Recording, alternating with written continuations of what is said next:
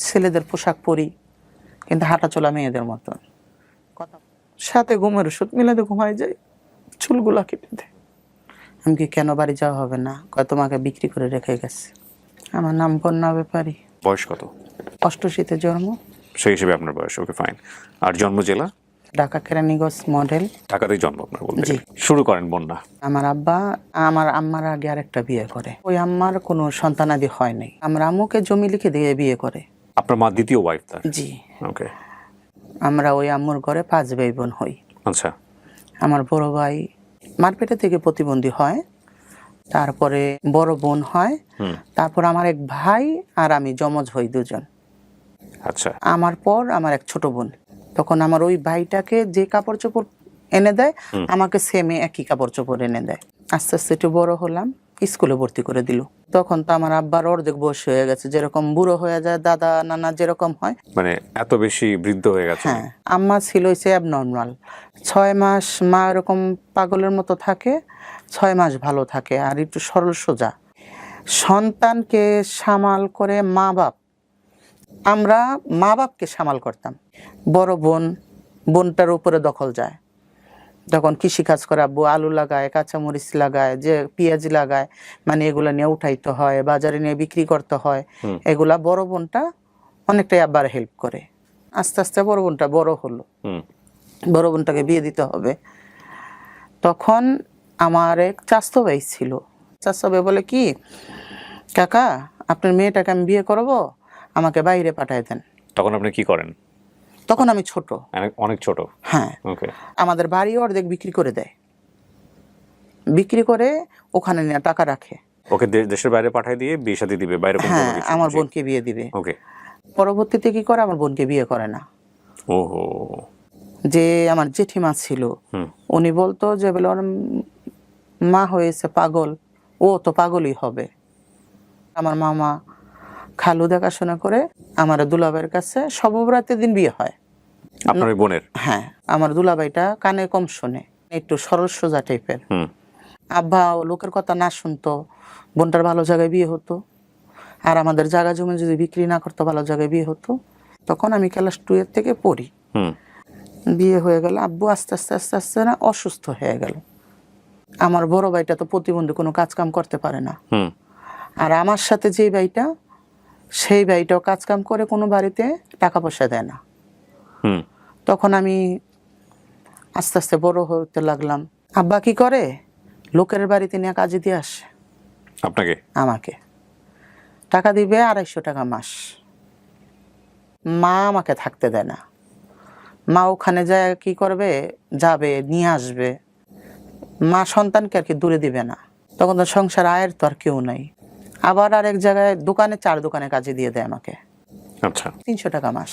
ওখানে কয়েক মাস কাজ করার পর মা যে নিয়ে আসে, তুই ছোট মানুষ, তুই কাজ কর। আপনার কি লেখাপড়া বন্ধ ওই সময়টাতে? ওই সময়টা লেখাপড়া কোন ক্লাস থাকা অবস্থায় ঘটনা? 2 ক্লাস 2 এর পরে আর পড়াশোনা? 2 এর পরে মনে হয় 3 পর্যন্ত পড়ালেখা করেছি। তারপরে আপনার এই ঘটনা? হ্যাঁ। হ্যাঁ, তারপর? আমাকে মানুষের বাড়ির গরু বাছুর পালার জন্য রাখাল দেয়, এরকম আব্বা আমাকে নিয়ে নিয়ে রাখাল দিয়ে আসতো। টাকা এনে সংসারে যাই হয়, আবার এদিক দিয়ে জমি বিক্রি করে যাই হয়, সংসার তো চালাতে হবে। এরকম করতে করতে করতে করতে বড় হইতেছি, আস্তে আস্তে বড় হইতেছি। নিজের শরীরের পরিবর্তন মনে হইতেছে। তুই বাড়িতে থাকাস কেন, তুই বাড়ির থেকে চলে যাস না কেন? কে বলেন? আপনার সাথে যমজ ভাই? জি। ও কি বড় না ছোট আপনার? আমার বড়। কেন টর্চার করতো আপনাকে? টর্চার করতে, আমি তো ওদের মতো না। ছেলেদের পোশাক পরি, কিন্তু হাঁটা চলা মেয়েদের মতন, কথা বলা মেয়েদের মতন, চলাচল বেশি মেয়েদের সাথে। চলে যাবে কেন? মানে বাড়ি থেকে আপনি বাড়িতে না থাকেন এটা চাইতো আপনার ভাই? এটা চাইতো। আপনার যে টুইন ভাইটা, সে কি আপনার মতো দেখতে? হ্যাঁ, সেম আমার মতো দেখতে। কিন্তু আপনার যেরকম আচরণ, ওর মধ্যে সেই জিনিসটা ছিল না? ওর মধ্যে স্বাভাবিক ছেলেদের মতো। আপনিও আপনার মতো স্বাভাবিক, সে তার মতো স্বাভাবিক। জি জি। আপনাকে নিয়ে কি আপনার ফ্যামিলি মেম্বাররা বিব্রত হইতো? আশেপাশের লোকজন বাজে কথা বলতো? হ্যাঁ। তো মূলত আমি যদি চলে যাই, আব্বা অসুস্থ, জায়গা জমি বিক্রি করে লোকের কাছে দিয়ে দিচ্ছে, আমার আব্বা কি লোকের কথা শুনতো। তারপরে কি করলাম, আমি রিক্সা চালাতে লাগলাম। কত বছর বয়স? 16 বছর। রিক্সা চালায় যা পাইতাম পা রিক্সা নিয়ে আব্বার কাছে দিতাম, আব্বার কাছে 5 টাকা চেয়ে নিতাম, কিন্তু দিত না। যখন রিক্সা চালাতে শরীরের ভঙ্গি, শরীরের আকার আলাদা হয়ে যেত, কিন্তু রিক্সা চালাতে টাফ হয়ে যেত, চালাতে পারতাম না। তারপর রিক্সা চালানো বাদ দিয়ে দিলাম। তখন আমাদের রুইতপুর বাজার থেকে 100 আইসক্রিম নেই, গ্রামে হেঁটে হেঁটে বিক্রি করি। আপনার ভাইটা কি করতো তখন পেশায়? আমার ভাইটা তখন কাজ করতো, এমনি কাজ করতো, যা পাইতো, কিন্তু ফ্যামিলিতে টাকা দিত না। আচ্ছা, মানে কি আপনার ফ্যামিলি আপনার টাকা দিয়ে চলতো ওই সময়? হ্যাঁ, তো আপনি আইসক্রিম বিক্রি করতেন গ্রামে? আইসক্রিম বিক্রি করতাম। দেখা যাচ্ছে 100 আইসক্রিম নিয়ে 50 টাকা লাভ হইতো, এখান থেকে 10-15 টাকা আবার বাকি যেত। তখন আমার মূলত উদ্দেশ্য, আমার টাকা কামাইতে হবে, আমার ফ্যামিলিকে দেখতে হবে। তো আপনার শরীরের মধ্যে এই যে পরিবর্তনগুলো আসছিল, জি আর মানুষজন এই যে আপনাকে যে বাঁকা চোখে দেখে, জি। এইটা নিয়ে আপনি কি করতেন? মানে আপনার নিজের কাছে কোনো উত্তর খোঁজার লজ্জা চেষ্টা হইতো করতেন? না, উত্তর দিতাম না, লজ্জা হইতো, নিজেকে লুকায় রাখার চেষ্টা করতাম। কিন্তু আপনি যে 8-10 জনের চেয়ে আলাদা, জি এইটা আপনাকে কি কোনো মানসিক পীড়া দিত? জি। গ্রামে গ্রামে হাঁটলে ছেলেরা তো বলবেই। তখন কি করতাম, জমিতে ওই যে ধইনা পাতা হয় না, ধইনা পাতা আটি বেঁধে দিতাম, 30 টাকা রোজ। হুম। আমাদের ওখানে দলাশরী নদী, আমাদের বাড়ির পাশে, ওখানে ব্রিজ হচ্ছে, ব্রিজের সুপারভাইজারকে ভাত রান্না করে দিতে হবে, 800 টাকা মাস দিবে। যেখানে আমার টাকা বেশি সেখানে আমার কাজে যেতে হবে। হুম। ছোট বোনটা ছোট, ওর লেখাপড়া আছে, ওকে মানুষ করতে হবে, মা তো সামাল করতে পারে না। বড় ভাইটা প্রতিবন্ধী, ওই ভাইটা কাজ করে সংসারে টাকা দেয় না। ওখানে চলে গেলাম, নদী দিয়ে ফেরি দিয়ে লোকজন পারাপার করে, গাড়ি পারাপার করে এই স্ট্যান্ডের পাশেই। ঈদের সময় কি করলো, তৃতীয় লিঙ্গ লোকজন আছে না, ওরা ঈদের বকশিসের জন্য আমাদের অফিসে গেছে। হুম। আমাদের অফিসে গেছে, তখন আমি ছেলেদের পোশাকে যাওয়ার পরে ওই যে স্যার ছিল, স্যারের পিছনে যে আমি পলাই গেছি ভয়তে, যদি আমাকে কিছু বলে। তা আমাকে বলছে, তুমি পলাইছো কেন, এদিকে আসো, তুমি তো সুন্দর দেখতে, মেয়েদের মতো, কি করো তুমি এখানে? আমি বলি, এখানে আমি ভাত রান্না করি। কত টাকা দেয়? আমি কয় 800 টাকা মাস দেয়। কয় তুমি আমাদের সাথে চলে আসো, তুমি টাকা বেশি কামাইতে করতে পারবা, বেশি টাকা পাবা, বাপ মাকে দেখতে পারবা। আমি বললাম কি, না, আমি তো আপনাদের মতো না। তারপর আবার নদী পার হয়ে ওই পারে বাজার করতে যাইতে হইতো। ওখানে তৃতীয়লিঙ্গের লোক আরেকজন ছিল, সে আবার কি করতো, ওই যে মাছ আসে না ঘাটে, ডাক দেয়, ওখান থেকে মাছ উঠাইতো। আমি আবার মাছ কিনতে যেতাম, বাজার কিনতে, ওনার সাথে দেখা হইতো। হুম। তো উনিও বলছে কি, ওখানে এত কষ্ট করিস, 800 টাকা মাস দেয়, তুই টাকা বেশি পাস না, তুই আমার কাছে চলে আয়, আমার জন্মস্থানে এখানে, আমি যদি এখানে এরকম করি, লোকজন আমাকে দেখবে, হয়তো আমার ফ্যামিলিকে বাজে কথা বলবে, বা আমার বোনদের ভালো জায়গায় বিয়ে হবে না। ঠিক আছে, তুই যে কাপড় চোপড় পরে আছিস, তুই এই কাপড় চোপড় পরেই থাকবি। তখন আমি চলে গেলাম ওখানে কাজ করতে। মূলত আমার টাকা কামাই করতে হবে। নবজাতক হলে ওরা যায়, ওদের সাথে নিয়ে যায় আমাকে, বা বিয়ে বাড়ি হলে নিয়ে যায়, বা বাজারে যায় আমাকে নিয়ে যায়, কিন্তু টাকা তো দেয় না। হুম। আবার বাড়িতে এনে গরু পালে, গরুর মতো রাখালের মতন আমার কাজ করতে হয়, তাদের বাড়িতে ঘাস কাটতে হয়, গরুর চারিতে পানি দিতে হয়, গরু খাওয়াইতে হয়, ঘাস কাটার এই যে কাটা দাগ সব হাতের মধ্যে। তাদের বাড়ি বলতে কি ওইখানে কি সবাই তৃতীয় লিঙ্গের? হ্যাঁ। থাকার সিস্টেম, কমিউনিটিটা আসলে কেমন? থাকার সিস্টেম এমনি স্বাভাবিক, ঘর দুয়ার বিল্ডিং ঠিকই আছে, কিন্তু ওখানে এক সর্দার থাকে, সর্দারের আন্ডারে থাকতে হবে। 1000 টাকা ইনকাম করে নিয়ে আসছো, গাড়ি খরচ, খাওয়ার খরচ 200 চলে গেল, থাকে কত, 800 টাকার থেকে তাকে অর্ধেক দিতে হবে, তোমরা 3 জন অর্ধেক নিতে হবে। আচ্ছা, এই সর্দার আপনাকে কি বেনিফিট দিবে? কিছুই না, তুমি কাজ করে ওই যে পাচ্ছ, এখানে তার কোনো বেনিফিট নেই। সর্দার কি আপনাকে কোনো আশ্রয় দিবে? হ্যাঁ, ওনাদের সাথে থাকতে হবে, ওনাদের কাজকাম করতে হবে, ওনাদের দেখা যাচ্ছে রাতের 12টা-1টা পর্যন্ত ওনাদের হাত পা টিপতে হবে, ওনারা যেভাবে বলবে সেভাবে চলতে হবে। এটা আপনার লাভ কি? এতে আমার লাভ হয়েছে, ওই যে আমি ওদের সাথে কাজ করি, ওদের সাথে কাজ করে দেখা যায় 3 জন গেছি, 400 টাকার তেন আমি ভাগ পাইলাম। এটা তো আপনি একা একা করলেও পারেন, একা করতে তো দিবে না। এই হিজড়া কমিউনিটি দিবে না আসলে করতে। না, দেখা যাচ্ছে আমি যদি একা করতে যাই, তাহলে এরা দল ধরে এসে আমাকে উঠাই নিয়ে যাবে, কঠিনভাবে মারধর করবে। আচ্ছা। আর তখন তো আমি বুঝি না, ছোট, আর এত কিছু ওদের মতো চালু না, আমি জানি না এত কিছু, আমার তো শিখতে হবে। এরকম চলতে চলতে চলতে চলতে তখন আমার বাড়ির পাশে নাম একটা সর্দার ছিল। আচ্ছা, ওখান থেকে আমাকে নিয়ে আসে। আমার যখন ওই সুপারভাইজারে কাজ করতাম, ওখান থেকে কিন্তু আমাকে হাত ধরে নিয়ে আসে। বাপ মা যেমনই হোক না কেন, কোনো বাপ মা তো চায় না তার সন্তানটা বাইরে বাইরে চলে যাক। আব্বা আমাকে বাড়ি নিয়ে যায়।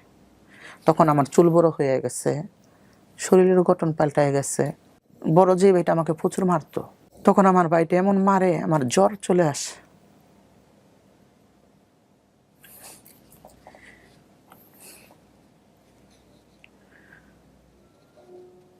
আমার মার কাছে জ্বরের ওষুধ এনে দেয়, সাথে ঘুমের ওষুধ মিলাতে ঘুমায় যায়, চুলগুলা কেটে দেয়। এরকম করে মনে করেন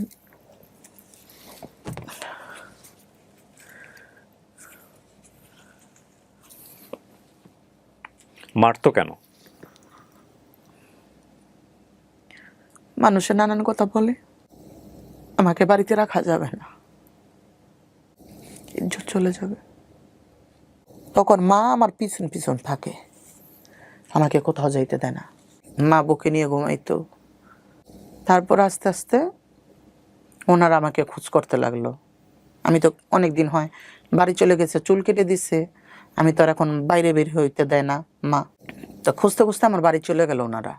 তো বললো কি, এখানে যদি থাকিস তোর মা আসবে, তোর আব্বা আসবে, এখানে তোকে রাখা যাবে না। তাই আমি বললাম কি কি করবেন? বলে কি, চল আমার সাথে ইন্ডিয়া চল। বললো এটা সর্দার? হ্যাঁ, আমার সাথে ইন্ডিয়া চল। ইন্ডিয়া যাবো, তাহলে আমার বাপ মাকে কে দেখবে, আমার ভাই বোনকে দেখবে? কেন এই রাস্তায় তো আমি চলে আসলাম মূলত টাকা। যদি আমি তাদেরকে নাই দেখতে পারি, তাহলে তো আমার দূরে যেয়ে লাভ নেই, তাহলে আমি তোমাদের সাথে থাকবো না। সে কি করলো, ফুসলাইতে ফাসলাইতে ওখানে অনেক টাকা, ওখানে অনেক টাকা কামাইতে পারবি। তাই আমি ওই টাকা কামাইতে পারবো, কিন্তু আমার বাপ মাকে আমি টাকাটা পোষাবো কি করে? তো বললো যে বলে আমি যাব, আমার কাছে পাঠাবি, আমি তোর বাপ মাকে দিব। ও নিয়ে আমাকে ইন্ডিয়া নিয়ে চলে গেল। গেলেন কিভাবে ইন্ডিয়াতে? বাসে করে গিয়েছি সাতক্ষীরায়, সাতক্ষীরা থেকে ভোমরা বর্ডার। কয়জন গেছেন আপনারা? উনি গেছে, আমি গেছি, আমরা দুজন গেছি। আচ্ছা, ওখানে দালাল থাকে, দালাল কাটা। কত সালের ঘটনা এটা? এটা ফখরুদ্দিন আমলের আগের ঘটনা। আচ্ছা, অনেক আগের। যে মেন বর্ডার পাসপোর্টের লোক যায়, তখন ছাড় দিয়ে নিয়ে আমাকে নিয়ে গেল দেগঙ্গা। দেওগঙ্গা? হ্যাঁ, নিয়ে যাওয়ার পরে ওখানে আমাদের তৃতীয় লিঙ্গের লোক আছে, ওখানে 4-5 দিন থাকলো। থাকার পরে ওখান থেকে নিয়ে গেল আমাকে দিল্লি। দিল্লি জামে মসজিদের পাশে আজমিরি গেট। বললো যে এখানে তুমি থাকো, আমি মাসের মাসে আসবো, কিছুদিন হইলে আমি তোমাকে এসে নিয়ে যাব, তুমি থাকো। ওখানে কি কাজ আপনার? ওখানে এই যে কাজই, ভিক্ষা করা? হ্যাঁ। আর ওখানে কি পাঞ্জাবি মারোয়ারি দেখা যাচ্ছে ওরা অনেক টাকা দেয়, আর তৃতীয় লিঙ্গের লোকেদের অনেক ইজ্জত করে। আচ্ছা। আমি তো ছোট মানুষ, অচেনা জায়গা, হিন্দি জানি না, বাংলা বলতে গেল ইন্ডিয়ার লোকেদের সাথে আমাদের সাথে বাংলা পার্থক্য আছে। রেখে চলে আসলো। থাকতে থাকতে আস্তে আস্তে আমি হিন্দি শিখে যাই। আর তখন তো আমি ছোট, আমাকে সবাই ডাকে। ওখানে একটা তৃতীয় লিঙ্গের লোক ছিল, কোকিলা হাজি বলে ডাকতো। বাইরে গেলে আমাকে সাথে নিয়ে যেত, কিছু খেতে চাইলে খাওয়াইতো, কিনে দিত, খুব আদর করতো। এরকম করতে করতে 5-6 বছর আমার ওখানে কেটে যায়। এই 5-6 বছর আপনি বাবা মার কাছে টাকা পাঠাচ্ছেন কিভাবে? আমি টাকা পাঠাইতে পারতাম না। উনি যাইতো গিয়ে আমার কাছে যা টাকা জমতো উনি নিয়ে আসতো, কাপড় চোপড়, টাকা পয়সা, যে তোর বাপ মাকে দিতে হবে, তোর বাপ মা এরকম কষ্ট করে। তারপর কি করলো, বাঙালি মেয়ে কলকাতার হবে নাকি জানি, আমাদের মতোই হবে, গেছে। যাওয়ার পরে একসাথে কাজ করি, একসাথে থাকি, রাত ভরা ওনাদের শরীর টিপতে হয়, তারপরে সকাল হইলে ওনাদের সেবা করতে হয়। প্রতিদিন 3 তলার উপর উঠতে হবে, ওখানে চা বানাইতে হবে, রান্না করতে হবে, আবার নিচে নিয়ে আসতে হবে। তারপরে সকালে আবার গোসল করে সবার আগে রেডি হয়ে ওনাদের সাথে, ওনারা বলে এটা টলি যাওয়া, যে টলিতে যেতে হবে ওনাদের সাথে। ওই যে কোকিলা হাজিকে আমি দিদা বলতাম, আমি বলতাম দিদা আমি বাড়ি যাব, আমার তো বাপ মা আছে, আমার তো বাড়িতে যেতে হবে। কয়ে না, তোমার তো বাড়ি যাওয়া হবে না। আমি কি, কেন বাড়ি যাওয়া হবে না? কয় তোমাকে বিক্রি করে রেখে গেছে। 6 বছর পরে জানলেন এটা? জি। এর মধ্যে এসে আপনার কাছ থেকে টাকা পয়সা নিয়ে টাকা পয়সা নিয়ে যায়। তখন আর আমি বুঝতে পারি না, আমি তো বৈধভাবে যাই না যে বলেন টাকা পাঠাইতে পারবো, আমি তো গেছি অবৈধভাবে। তো আমার তখন মাথায় যেমন আকাশ ভেঙে পড়লো, আমার বাড়িটা দিবে না, যেই টাকার জন্য আমি গেছি আমাকে বিক্রি করে রেখে গেছে, এই টাকা পয়সা কি করছে। তখন যে এরকম করি তখন তা কাজে মন বসে না, তখন আমি কিভাবে বাড়িতে আসবো। এই টাকাটা যখন আপনারা কালেক্ট করতেন, আপনারা চাইলে এখানে 2 নম্বরই করতে পারতেন না? মানে যদিও পুরো প্রক্রিয়াটাই আমার কাছে মনে হচ্ছে একটু 2 নম্বরই প্রক্রিয়া, তারপর এটা সিস্টেম, এটা নিয়ে আমি কোনো কথা বলতে চাই না। ধরেন যেটা আপনি যদি আসছে সেটা চাইলে, বলতে হবে। আপনি যদি মনে করেন 1000 টাকা কালেক্ট করেছেন, আপনি চাইলে তো কিছু টাকা সরিয়ে ফেলতে পারেন। কেউ তো হ্যাঁ, এটা সরানো যাবে। দেখা যায় 3 জন গেছি, 3 জনের মধ্যে কথাবার্তা বলে, 3 জনের ভিতরে কথাবার্তা বলে সবাই তো আর এক না, যদি বলে দেশ তার মার খেতে হবে। এই 3 জন কি সবসময় একই 3 জন নাকি চেঞ্জ না, হইতো? চেঞ্জ করে দেয়। ডিফিকাল্ট। যদি কোনো মতে জানতে পারলো সে মায়ের কি মায়ের, তারপরে জরিমানা দিতে হবে। 200 নিয়েছো, তোমার 30,000 50,000 দিতে হবে। ওখানে ধর্মীয়ভাবে কি প্র্যাকটিস করা হয়?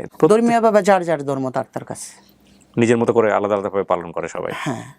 আর বিশেষ করে কি মুসলমানই বেশি, ওরা মুসলমান ধর্মটাই বেশি পালন করে। নামাজ কালাম পড়ে সবাই? হ্যাঁ, নামাজ কালাম পড়ে, হজ করে, রোজা রাখে। মাশাআল্লাহ। নামাজ পড়ে, বাড়িতেও পড়ে, মসজিদে যায় পড়ে। মসজিদও গিয়েও পড়ে? হ্যাঁ, যেরকম মক্কা শরীফ মহিলা, তৃতীয় লিঙ্গের লোক, পুরুষ পোলা সবাই নামাজ পড়ে, এরকমই। ওখানে কোনো বাধা দেয় না কেউ? কোনো কিছু কিছু বলেনি কখনো? না, বললে ওনারা হয়তো ওই সিস্টেমে পাঞ্জাবি পরে, জুব্বা পরে, দেখা যায় হাজি রুমাল দিয়ে মাথা টাথা ডেকে ডেকে সুন্দর করে অজু টজু করে। আচ্ছা, না, এই বিষয়ে আমার জানাশোনা খুবই কম, আমি প্রশ্নটা আসলো বলে করলাম। জি। আমার হয়তো ইউটিউব থেকে দেখে নেওয়া দরকার ছিল এই মুহূর্তে, আমি জানি না, হয়তো দেখেও নিব। আপনারা আমাকে একটু দয়া করে বলবেন কিনা আমার এই ইউটিউবের ভিডিওর নিচে কমেন্ট সেকশনে এসে, থার্ড জেন্ডার বলি বা তৃতীয় লিঙ্গ বলি বা আমাদের ভাষায় যেটা প্রচলিত আছে, হিজড়া যারা আছেন তারা কি মসজিদে গিয়ে নামাজ পড়তে পারেন? যদি পারেন তাহলে এটার সিস্টেমটা কি? শারীরিকভাবে মেল কিন্তু ফিমেল, ন্যাচারালি ছেলেদের হয়েই তো পৃথিবীতে আসছেন, ছেলেদের যেরকম। না, ওরকম ছিল না। তাহলে ছোটবেলাতেই আইডেন্টিফাই করার কথা ছিল যে, আইডেন্টিফাই তো বাপ মা ঠিকই জানে। বাপ মা তো ওই যে আমার ভাইটাকে যেভাবে কাপড় চোপড় পরাইছে, আমাকে তো সেভাবে পরাইছে। বড় হওয়ার একটা পর্যায়ে আপনি অনুভব করেন যে আপনি মেয়ে, আমি মেয়েদের মতন, রাইট। সো এই যে বড় অনুভবের যে জায়গাটা, সে মনে করছে মেয়েদের মতন সে। এখন সে যদি নামাজ পড়তে চায়, সে কি মসজিদে গিয়ে নামাজ পড়তে পারবে? এইটাই হচ্ছে আমার কোয়েরি, আমার জানা নাই। আমি আবারও বলছি বিনয়ের সঙ্গে। সো এই বিষয়ে যদি আপনাদের কোনো জানাশোনা থাকে আপনারা এসে কমেন্টস করেন, আমি একটু জেনে নিব, যাতে করে পরবর্তী ভিডিওতে এই বিষয়গুলো আমার প্রশ্ন করাটা অনেক বেশি ইজি হয়। ঠিক আছে, তারপরে কি হলো? মেয়ে আলাদা, ছেলে আলাদা, কিন্তু আমি যেন মাঝখানে একজন। আমার হাঁটা চলা মেয়েদের মতন, আমার অঙ্গভঙ্গি মেয়েদের মতন, আমার মেয়ে সাজতে ভালো লাগে। আপনি যেটা বলছিলেন যে আমাকে বাড়িতে যেতে হবে, আপনি রাস্তা খুঁজছিলেন। হ্যাঁ, বাড়িতে যেতে হবে। তো এরকম করতে করতে বাড়িতে যাওয়ার তো কোনো রাস্তা পাচ্ছি না, কিভাবে যাব। তখন আমার বাড়ির সাথে কোনো যোগাযোগ নেই, ইন্টারনেট বন্ধ। ওই খবর পাই, না গেলে খবর পান না? না গেলে খবর পাই না। তখন এক ক্ষেত্রে কি করলাম, আমি ওখান থেকে পালাইলাম। পালানোর আগে আপনি জানতেন যে কোথায় পালাবো, কি করবো না করবো, কিছু কি না, আমি জানতেন? জানতাম না কিছু না জেনেই আমার কাছে স্লিপ 200 টাকা। এই 6 বছরে আপনার কোনো কার্ড হয়েছে এখানে? না, কোনো কিচ্ছু হয়নি? কিচ্ছু হয়নি। এটা রিস্কি না? হ্যাঁ, ওখান থেকে পালাইয়া আজমিরি গেটের পাশেই ট্রেন স্টেশন, লোকাল ট্রেনে উঠলাম। লোকাল ট্রেনে উঠে আমি কলকাতা চলে আসলাম। কলকাতা চলে আইসা হাবড়া নামলাম। হাবড়া নামার পর ওখানে আবার আর তিতিলঙ্গের ঘরে যাই আমি উঠলাম। চিনলেন কিভাবে, জানলেন কিভাবে? ট্রেন টাকা উঠায়, ওনাদের সাথে পরিচয় হলো। আমি কান্না করতেছি, তখন নিয়ে গেল আমাকে রানাঘাট। হ্যাঁ, রানাঘাট, ওখানে বাঙালি আছে, ওদের সাথে কথা বলতে পারি। এরকম করতে করতে ওখানেও টাকা কামাই, সেম একই অবস্থা। টাকা পাইতেছি না তো, টাকা তো খেয়ে নিচ্ছে। সবার সাথে সবার কালেকশন আছে, সবাই সবাইকে চেনে। সবাই সবাইকে চিনে। তো এরকম করতে করতে আবার ওখান থেকে বের হয়ে আমি বর্ডারে চলে আসলাম। আমি তো বর্ডার পার হতে পারবো না, বেলাকে গিয়েছি। তখন আবার ঘুরে দেগঙ্গা চলে গেলাম। জেলা বললাম কি, জেলা আমাকে রাখেন, আমি আপনাদের সাথে কাজ করব। দেবগঙ্গা গিয়ে কাকে বললেন এটা? যে সর্দার থাকে ওনাদেরকে বললাম। আচ্ছা। আর আমাকে সবাই পছন্দ করতো, হয়তো এক জায়গায় গেলে 2 পয়সা আমি বেশি পাবো। তো ওখানে থাকলাম, থাকার পরে ওখানে বাংলাদেশের থেকে লোকজন যাতায়াত করতো। কিছুদিন থাকার পর ওই বাঙালি লোকের সাথে আবার বেলাকে আবার বাংলাদেশে চলে আসলাম। আচ্ছা। বাংলাদেশে চলে আসলাম সাতক্ষীরায়। তখন আমার কাছে টাকা নেই, রাত্র হয়ে গেছে। রাতে আমি কোথায় যাব? ওখানে তো আমার কেউ নাই। সাতক্ষীরা নিউ মার্কেটের ওখানে 4 দোকানে বসলাম। তো 4 দোকানদার আমাকে দেখে বলছে কি, তুমি জায়গায় যাবা? কোন জায়গা? মানে জায়গার সর্দার, সাতক্ষীরার সর্দার। ওকে। তাই আমি বলছি, উনি কি করে? কয় কেন, ওই জায়গায় তৃতীয় লিঙ্গ লোক, অনেক লোক থাকে, তুমি কি যাবা? আমি বলছি হ্যাঁ যাব।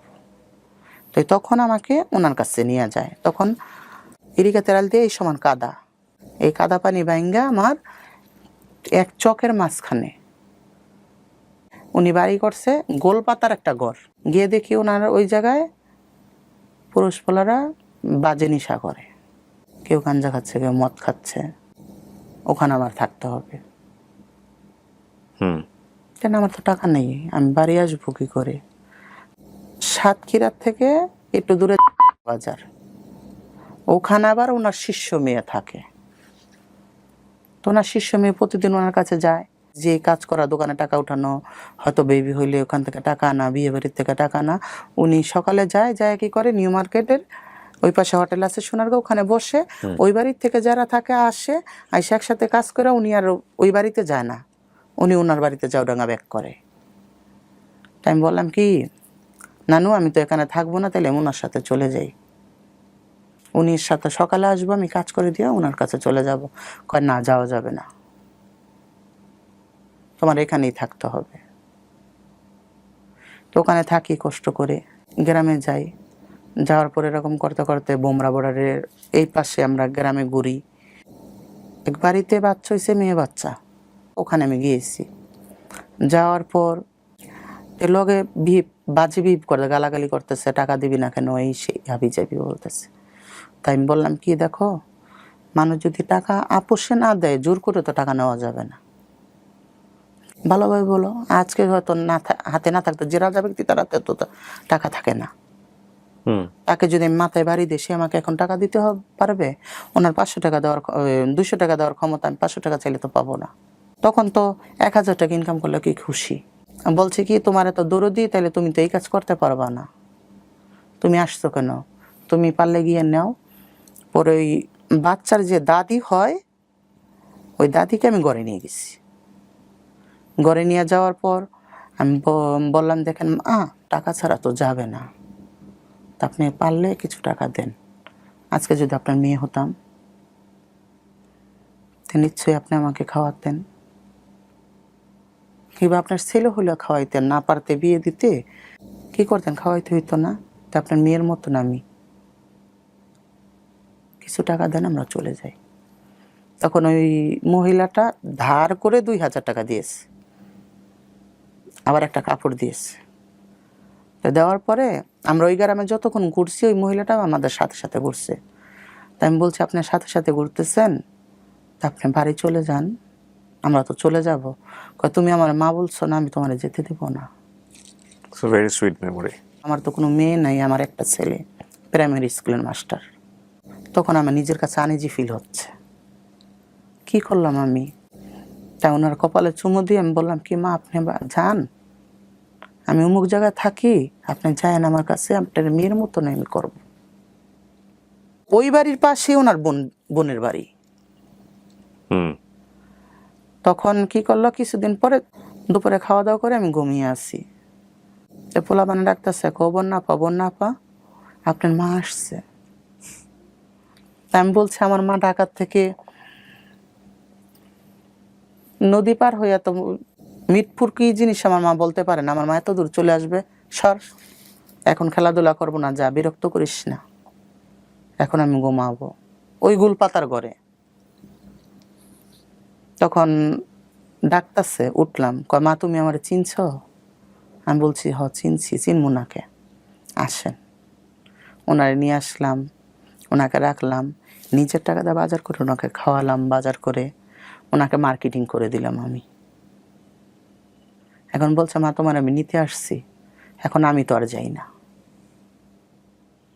আমি বলছি ঠিক আছে আপনি যান, আমি আরেক সময় যাব। তারপরে ওনার হাজবেন্ড উনি আসছে আমাকে নেওয়ার জন্য। এখন ওনার হাজবেন্ডকেও আমি মার্কেটিং করে ওনাকে বিদায় করে দিচ্ছি। আমি আর ওখানে যাই না, লজ্জা হচ্ছে। আমি ওখানে কি বলবো, কিভাবে যাব? আমি এরকম মানুষ, লোকে কি বলবে? তারপর ওই প্রাইমারি স্কুলের মাস্টার আর তার বউ আসছে আমাকে নিতে। তখন আমি বললাম, ভাবি আমি যাব, আমি সকালে যাব, আমি বিকেলবেলা কিন্তু চলে আসব, আমি কিন্তু থাকবো না। ঠিক আছে, তুমি বিকালবেলায় চলে এসো, বিকেলবেলা চলে এসো। কিন্তু ওই মহিলার চেহারা আর আমার চেহারা এক চেহারা। আর ওই মহিলা বাড়ি গিয়ে বলছে যে আমার এক ছেলে আর এক মেয়ে হয়েছিল আমার বাপের বাড়ি এরকম।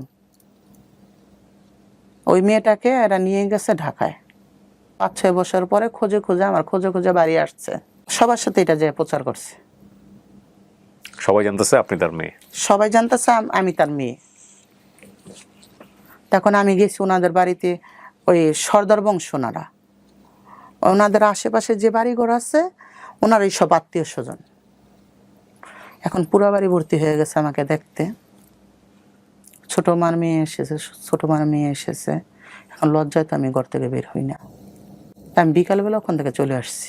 তারপর আস্তে আস্তে আবার গেলাম, আবার আসলাম, ওনারও আসলো গেল, এরকম করতে করতে ফ্রি হয়ে গেছি। এখন আমি ওখানকারই মেয়ে, ওনারই মেয়ে। আপনার মার কাছে যান নাই বাড়িতে? না, এখনো পর্যন্ত যাইনি। আমি ছোট থেকে এত ভালোবাসা পাইনি, তো ওখানে আমি একটু ভালোবাসা পাচ্ছি। ওই ভালোবাসাটি আমার কাছে অনেক কিছু। তার ছেলে মেয়েরা কেনাকাটা করে দিতাম, তাদেরকে কেনাকাটা করে দিতাম, তারাও আমাকে দিত, আদর করত। আমার ভাইয়েরও মা আমার আব্বা, আব্বা ভাইয়েরও আমারও, মানে ওই যেখানে ওই যে সম্পর্ক তৈরি হলো সেটা ওখানে। ওকে ওকে। ওই ভাইকে বলতো যে বলে যদি আমি মারা যাই আমার লাশ বরাব দিয়ে রাখবি, কিন্তু আমার বন্যাকে না দেখায় কখনো মাটি দিবি না। কিন্তু বাকিটা আমি বলতে চাচ্ছি না, যেগুলো ওনাদের কাছে কি আঘাত আমি পেয়েছি। হঠাৎ করে আমার মনে পড়লো আমার বাড়ি যেতে হবে। ওখানেও কিন্তু আমার 2-2.5 বছর কেটে গেছে। আমার টাকা পয়সা খেয়ে আমাকে 5,000 টাকা দিয়ে আমাকে বাড়ি পাঠাইলো। তখন আমি কি করি, গাড়ির থেকে নেমে বাড়ি আসি, ব্যাগের ভিতরে আমার ছেলেদের প্যান্ট, ছেলেদের গেঞ্জি, ছেলেদের টি শার্ট, ক্যাপ আমার ব্যাগে। ওই গাড়িতে বসে আমি পোশাক চেঞ্জ করি। উঠলাম মেয়ে, নামলাম ছেলে। কেন আমি তো এই পোশাকে গেলে আমাকে বাড়িতে উঠতে দেবে না। আর ওখানের পরিস্থিতি কী আছে তা তো আর আমি জানি না। আমি ফিরলাম 6 বছর, এখানে 2.5 বছর, প্রায় 9 বছর পর। 9 বছর পর। তো ওখানে গিয়ে দেখি কি, আমার মা একদম আমার জন্য বদ্ধ পাগল। তাকে সিমেন্টের খামের লোকে তালাদা রাখতে হয়। আব্বা একদম বয়স হয়ে গেছে, বাড়িতে মানুষের জন্য থাকা যায় না, সবাই আমাকে দেখতে আসতেছে। অমুকের ছেলে, অমুকের মেয়ে এরকম সুন্দর হয়ে গেছে। আমার শরীরে রোগ দেখা যেত। আমি যখন পোশাক পরে রাস্তাতে হেঁটে যেতাম মনে হইতো কি জন্তু যাইতেছে। আমি তিতিলঙ্গের হয়ে গেছি। তারপরে কি করলাম, আমি চলে আসলাম সেই সাতক্ষীরায়। সাতক্ষীরা চলে আসলাম, কিন্তু মোবাইলে 7 টাকা 8 টাকা মিনিট কাটে, বাড়িতে কন্টিনিউ আমি যোগাযোগ করি। দেখা যায় 4-5 মাস থাকলাম, 4-5 মাস টাকা নিয়ে আর কারো কাছে টাকা দিই না, টাকা নিয়ে বাড়ি চলে আসি। বাড়ি এসে আব্বার কাছে টাকা দিই, আব্বা সংসার চালায়। তাই 4-5 দিন থাকলাম, আবার চলে গেলাম। ওখান থেকে টাকা কামাইতে কামাইতে তখন আমার বড় যেই ভাইটা, ওই ভাইটাকে বিদেশ পাঠাবে। আব্বার জমি বিক্রি করলো, আবার আমিও কিছু টাকা দিলাম, ভাইটাকে সৌদি আরব পাঠালাম। ফখরুদ্দিন আমলে আব্বু স্ট্রোক করলো। তখন অবরোধের সময় আব্বু স্ট্রোক করছে, হসপিটাল ভর্তি। তখন আমি ঢাকা আসি। তখন আব্বুর টাকা পয়সা দিয়ে চিকিৎসা করালাম। চিকিৎসা করার পরে ডাক্তার বলল আর ভালো হবে না, প্যারালাইসিস হয়ে গেছে। তখন বাড়ি নিয়ে গেল। বাড়ি নিয়ে যাওয়ার পরে এখন আমি তো আর বাড়ির থেকে কোথাও যাব না।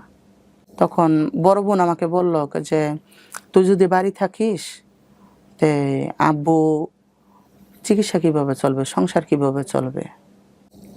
তখন আমি বললাম কি, তাইলে এই নাম্বারে যদি আমাকে ফোন দাও তাইলে তুমি পাবা। তুই যা। তখন আমি ওখানে যা কাজ করি, টাকা পাঠাই, আব্বুর চিকিৎসা হয়, সংসার চলে। আব্বু 18 দিন 19 দিন পরে মারা গেল। মারা যাওয়ার পরে আমার সন্ধ্যার দিকে ফোন দিছে। দেওয়ার পর আমি তখন তো হরতাল অবরোধ, ফখরুদ্দিনের আমল। আমি সারা রাত গাড়িতে ছিলাম, আস্তে আস্তে সকাল 10টা বাজছে আমার বাড়িতে গেছে, কিন্তু আমার জন্য আব্বুর লাশটা রাখা হয়নি।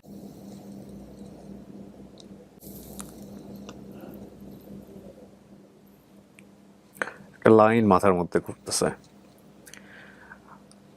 এটা সম্ভবত কোনো কবিতার লাইন, আই ডোন্ট নো।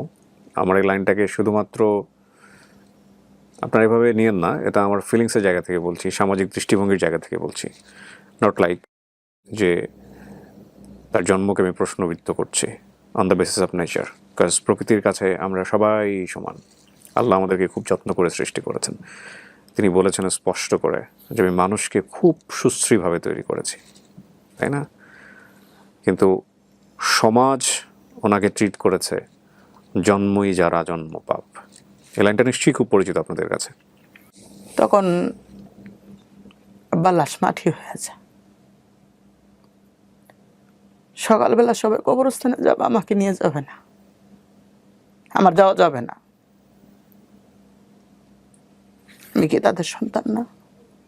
তারপরে আমি কবরস্থানে গেলাম, কি আব্বার কবর জিয়ারত করলাম। জিয়ারত করার পরে 4 দিনের খরচ করলাম আব্বার। আমি যদি খরচ করি কোনো মানুষ আসবে না। তখন আমি টাকা দিয়ে আসলাম আমার বড় ভাইয়ের কাছে, যে প্রতিবন্ধী। টাকা দিয়ে কাপড় আমি চলে আসলাম, ভাই তোমরা খরচ করো, আমি চলে যাই। যাতে কেউ না জানে এই টাকাটা আপনার। যাতে কেউ না জানে এই টাকাটা আমি দিচ্ছি। আর ওই যে ভাই বিদেশ পাঠাইছে, ওই ভাই ওই দেশের সরকারের ছেলে, কারোর সাথে যোগাযোগ নেই। ওখানেও টাকা কামাচ্ছে, ওখানেও খাচ্ছে, ওর বউ আছে, ওর একটা বাচ্চা আছে।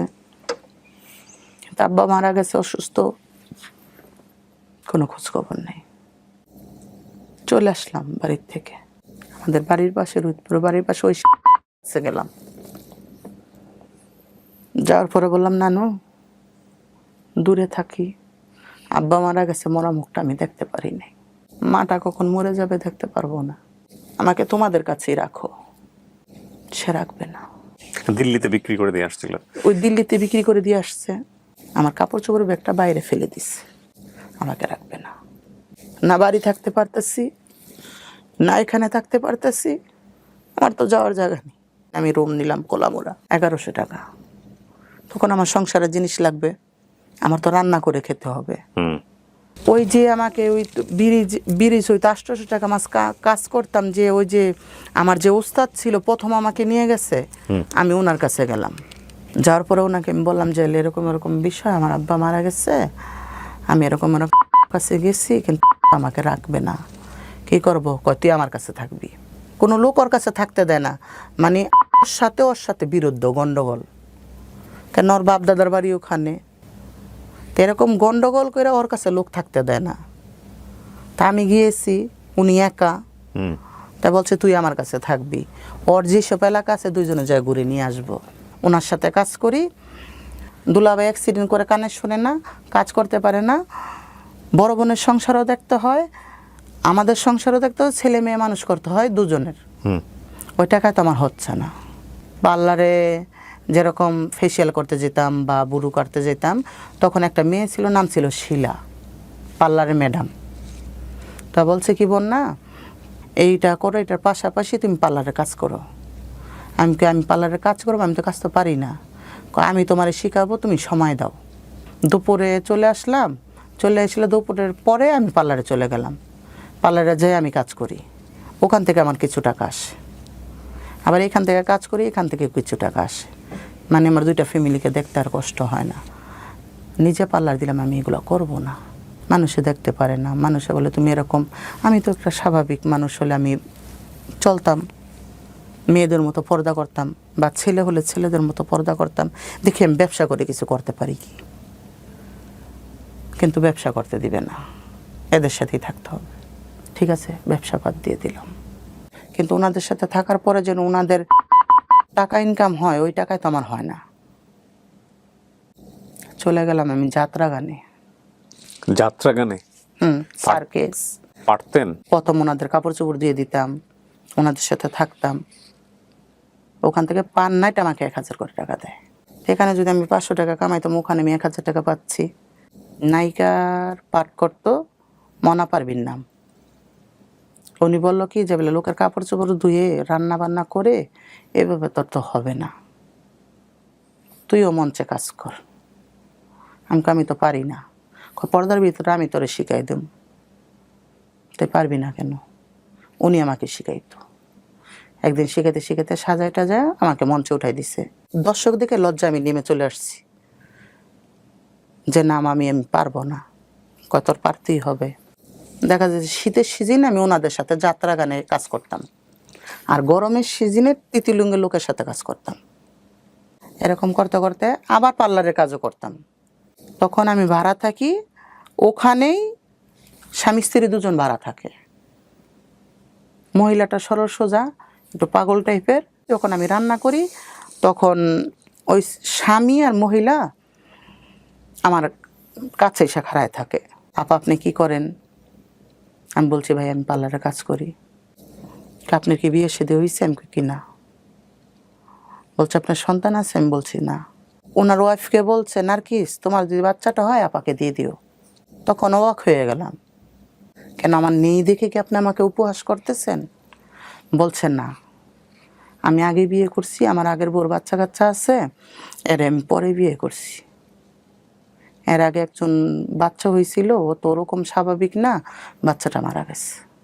আমি কই ভাই আমার ছেলে মেয়ে দরকার নাই, আমার কিছু দরকার নাই, আপনি যান। তা কয়েকদিন পরে বলছে কি আপা আমি তো দেশে যাব, ধান ক্ষেত করব, নার্গিসকে যদি আপনার কাছে রাখতেন আমি দেশের তেনে ধান টান লাগায় চলে এসে আবার ওরে নিয়ে যেতাম। আমি বলছি ঠিক আছে থাকবে, ওর যখন কেউ নাই আমার কাছে থাকবে। তা আবার ওই মাঝে মধ্যে আইসা আমার ঘরে টিভি আছে, টিভি দেখে, রান্না করলে কিছু দিলে খায়। তা আমি ওর কাছে তথ্য নিতেছি। আমি বলছি উনি কি হয় তোমার স্বামী? তা ওনার সাথে কীভাবে বিয়ে হয়েছে? এরকম এরকম আমার দাদু আমাকে সম্পত্তি লিখে দিয়ে গেছে, ওই সম্পত্তি লোভ আমাকে বিয়ে করছে। তাই তোমার স্বামী যেন তোমার বাচ্চাটা দিয়ে দিতে চাইতেছে, তুমি কি দিয়ে দিবা? বলছে হ্যাঁ আপা দিয়ে দিম। আমি যে বাচ্চাটা নিলে তো আমি এভাবে নিব না, আমি নিলে লেখাপড়া করে নিব। কয় ঠিক আছে দিয়ে দিব। তখন আমার বাচ্চাটার দিকে একটু আগ্রহ হলো। আগ্রহ হওয়ার পরে ওরা আমি একটু ভালো মন্দ খেতে দেই, রেখে চলে গেল। সে আর আসে নাই, কেন নিজের যন্ত্রণা বাঁচতেছি না, আর এক যন্ত্রণা কপালে আমার জুটে গেল। কিন্তু ওর প্রেগনেন্ট অবস্থা, ওর খরচ বেশি। এরকম করতে করতে যখন বাচ্চাটা হলো তখন আমি মনে করলাম কি আমি মুক্তি পেলাম ওর হাতের থেকে। তখন আমি ওর 1 মাস রাখলাম। 1 মাস রাখলাম ওকে দুধ খাওয়ানোর জন্য। আর বেশি রাখলে তো বাচ্চার দিকে টান হয়ে যাবে, আমাকে তো বাচ্চাটা দিবে না। ওর কাছ থেকে পেটে থাকতেই আমি লেখাপড়া করে নিয়েছি। নেওয়ার পর যখন বাচ্চা হয়ে গেল, যখন ওকে আমি বিদায় করবো, যে নার্গিস তুই কি নিবি? ওনাকে একটা মোবাইল কিনে দিতে হবে, ওনাকে 4 জোড়া 3 পিস দিতে হবে, জুতো দিতে হবে, কসমেটিক সব কিনে দিতে হবে। দিছি। দেওয়ার পরে আমি বাচ্চাটাকে ওনাকে কোলে দিয়ে আমি বললাম কি বোন তুই তো মা, তুই যদি তোর বাচ্চাকে না দেস আমি তোর বাচ্চাকে নিব না, তুই নিয়ে যা।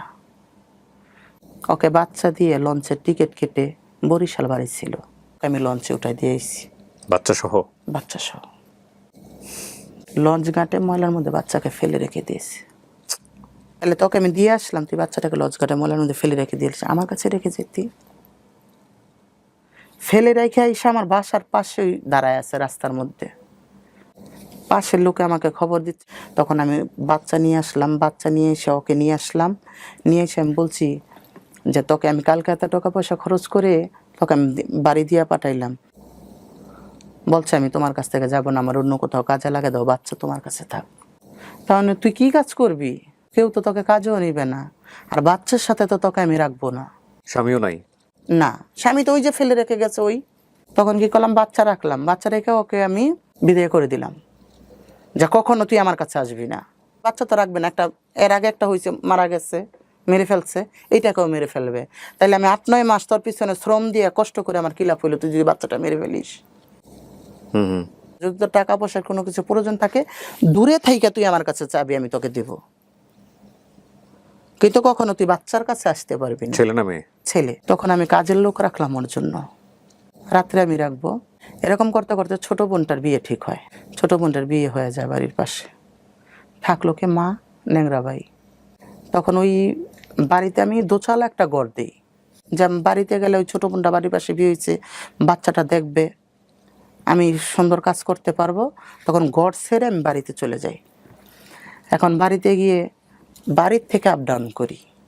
আমার প্রতিবন্ধী ভাই আমার ছোট বোনকে বুদ্ধি দিতেছে যে তুই বাপের যতটুকু সম্পদ পাবি অতটুকু সম্পদ বিক্রি করে আর মাস সম্পদ বিক্রি করে তোর স্বামীরে বিদেশ পাঠাই দে, কিন্তু বন্যারা জানানো যাবে না।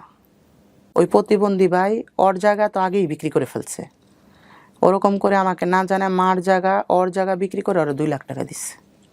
তখন সৌদি আরবে ফ্রি ভিসা বন্ধ, 8 লাখ 9 লাখ টাকা লাগে বিদেশ যেতে। তখন বিদেশ কিভাবে যাবে 2 লাখ টাকায়? আর নানির বাড়ির সম্পত্তি ন্যাংরা ভাই লিখে নিয়ে গেছে। আপনাকে কিছুই দেয় নাই? না, লিখে নিয়ে যে আমাদের কাছে বিক্রি করে টাকা এনে খাইছে। অথচ ওই ন্যাংরা ভাইকে বিয়ে করাইছি আমি। ছোট বোন ঋণ করে তার স্বামীরে বিদেশ পাঠাইছে। এখন ছোট বোনের সংসার, বড় বোনের সংসার আমার কাঁধে। ছোট বোনের কাছে ছেলেকে রেখে কাজে যাই, 2-2.5 বছর হয়ে যায়। আমি বাড়ি থাকতে পারি না সমাজের মানুষের জন্য।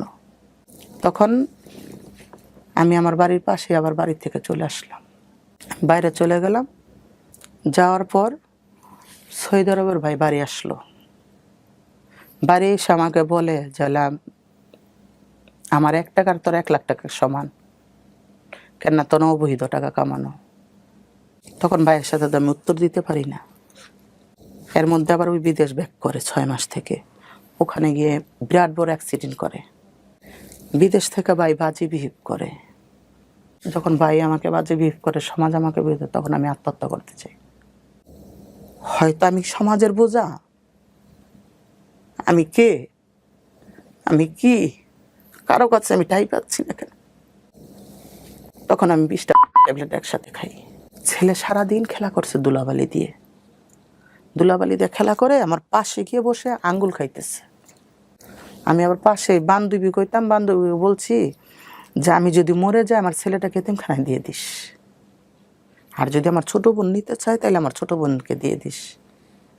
চল তো বন্যারে দেখে আসি। আমার ওই বান্ধবী পরে আমাকে দেখতে আসছে, আইসা দেখে কি আমার কোনো জ্ঞান নেই। পরে আমাকে হসপিটাল নিয়ে যায়, কিন্তু হসপিটাল নিয়ে যাওয়ার পর আমার ভাই বোন কেউ আসে না আমাকে দেখার জন্য। যে আমাকে দেখতে আসিস নি, আমার ছেলেটা ছোট, তোরা আমার ছেলেটাকেও নেসনি, তাইলে আমার টাকা পয়সা ভালো লাগে, আমি ভালো লাগি না। ঠিক আছে, আমাকে ছাড়া যদি তোরা ভালো থাকতে পারিস ভালো। এর মধ্যে আম্মা মারা গেছে, তাহলে এখানে তো আছে বড় ভাই, ছোট বোনের স্বামীও কামাই করে, আমিও কামাই করি। আমার কাছে 6-7 বছর রেখে মেয়ে বিয়ের উপযুক্ত হয়েছে। মেয়ে যে এবার এসএসসি দিবে, বোনের মেয়ে। ওনাদের সংসার সব সাজায় দিছি। আপনার নিজের কোনো সংসার হয়নি? আমার কোনো সংসার। আপনার ছেলেটা কোথায়? আমার ছেলেটা মাদ্রাসায়। মাদ্রাসায় পড়ানো? ওকে? জি। আপনি কি চান, ওকে হাফেজ বানাতে চান? ওকে আমি হাফেজ বানাইতে চাই। ও কি জানে ওর গল্পটা, ওর মায়ের গল্পটাও জানে? না। জানে না। ওর মার যোগাযোগ করছিল আপনার সঙ্গে? না। আর কখনোই যোগাযোগ করে নাই? ওই আপনাকে মা ডাকে? মা ডাকে আমাকে। তো বলে না আমার বাবা কোথায়, বা ওরকম 8-10টা ছেলের মতো তো বড় ওই হচ্ছে। যখন ওই ছোট বোন যখন আমার কাছে থাকে, তখন ছোট বোনের পরিচয় দিয়ে আর জন্ম নিবন্ধন ওর সব কিছু ছোট বোনের। ও, ছোট বোনের স্বামীকে আব্বু বলে, ছোট বোনের স্বামী। আপনি জিজ্ঞেস করেন তোমার মা কয়টা? 2টা। তুমি তার ছেলে আমাকে দিয়ে দিচ্ছে মানুষ করার জন্য। এভাবে জানে সে? এভাবে জানে, কিন্তু ছেলেকে আদর করে। বোনের জামাই ছেলেকে আদর করে। আমি হিসাব করছিলাম 88-তে জন্ম হলে আপনার 37 থেকে 38 বছর বয়স। হ্যাঁ। একটা প্রশ্ন করি আপনাকে। জি। কেন বললেন এই গল্প? লক্ষ লক্ষ মানুষ দেখবে আপনাকে ইউটিউবে। আসছি মানুষকে জানানোর জন্য যে মানুষের জীবনটা কিভাবে চেঞ্জ হয়েছে। আপনার জীবন যে এরকম, এটা তো আপনার কোনো হাত নাই। কিন্তু কেউ আমাকে কখনো বুঝলো না, এটাই। ওর জীবনে যতগুলো ঘটনা, ঘটনার পরের ঘটনা, অনুঘটনা, প্রতি ঘটনা, ঘটনার ঘটনা, হ্যাঁ, ঘটনার পরম্পরা, সব কিছুর জন্যে ওর জন্মের এই অবস্থা দায়ী। ওর গল্পতে যা আছে, যতটুকু সত্য আছে মিথ্যা আছে, সেটা আল্লাহ ভালো জানেন, উনি ভালো জানেন। এবং ওইটুকুর জায়গা থেকে আমরা বলতে পারি সব কিছু একটা জায়গাতে এসে থেমে গেছে। আপনি দেখেন স্কুলে যাওয়ার পরে স্কুলে যাওয়াটা হলো না, শুধুমাত্র লিঙ্গ অবস্থার কারণে তার কোনো ফিউচার হলো না, বিভিন্ন রকমের বৈষম্যের শিকার হলো, পরিবার হলো না, সমাজ হলো না, আদর হলো না, ভালোবাসা হলো না।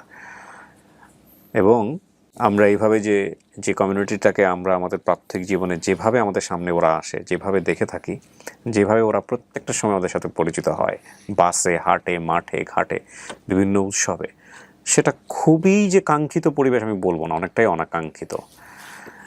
কিন্তু এই মানুষগুলোর গল্প আছে, প্রত্যেকেরই গল্প আছে, যে গল্প জানলে আপনার জায়গা থেকে তাদের সাথে খারাপ ব্যবহার করা কিংবা তাদেরকে নিয়ে যে আসলে কিছু করা উচিত, সমাজের একটা কালেকটিভ এফোর্ট থাকুক, এই চিন্তাটা অন্তত আপনার মাথার মধ্যে জন্মগ্রহণ করবে। আমি এই কমিউনিটির অনেককে নিয়ে কাজ করেছি, অনেকভাবে আমি তাদের গল্প এনেছি। আমি জানি দিন শেষে সবার গল্পই শুধুমাত্র এই একটা কারণে কেন জানি থেমে যায়, একটা কারণে সবার সাথে সবার গল্প কেন জানি মিলে যায়, এবং এই অবস্থার পরিবর্তন ঘটানো খুবই জরুরি, খুবই জরুরি।